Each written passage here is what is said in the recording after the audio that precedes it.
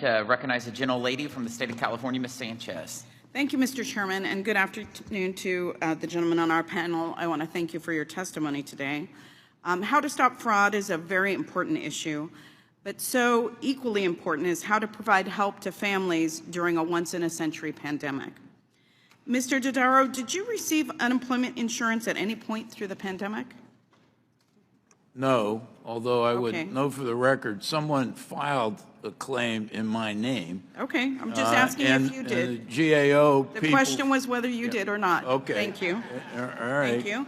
Mr. Turner, did you receive unemployment insurance at any point through the pandemic?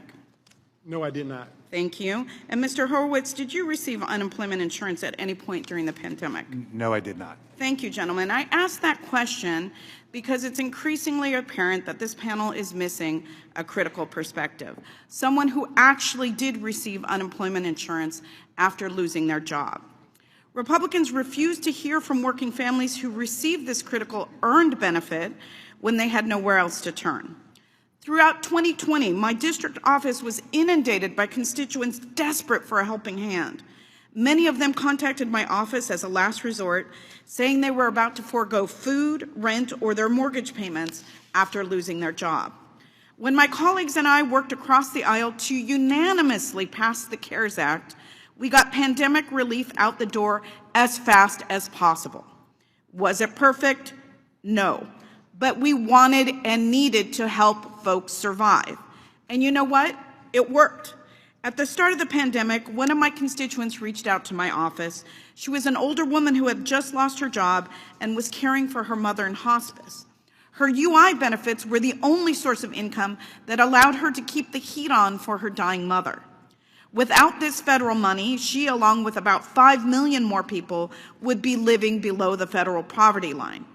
This critical lifeline also disproportionately helped older Americans, less educated workers, and black and brown workers.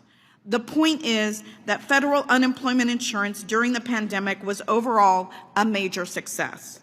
Again, was it perfect? No. But it kept families fed, it kept families housed, it allowed my constituent and her mother to continue living in dignity. We had to act fast, and no, we were not always surgical in what we did, but we learned from our mistakes. But today, my Republican colleagues want to highlight the program's shortcomings, particularly fraud. After the passage of CARES, the GAO made several anti-fraud recommendations to the Trump administration. President Trump failed to implement any of these basic safeguards, placing American tax dollars at risk. My Democratic colleagues and I worked to address the criminal activity while recognizing the vulnerabilities in our state UI systems. The reality was that the agencies were chronically underfunded and understaffed. UI agency workers in my home state of California went from working 8-hour days to 14-hour days, 7 days a week. Democrats worked to close that resource gap. Through the American Rescue Plan, we dedicated fraud-fighting resources while ensuring we were not harming critical benefits for American workers.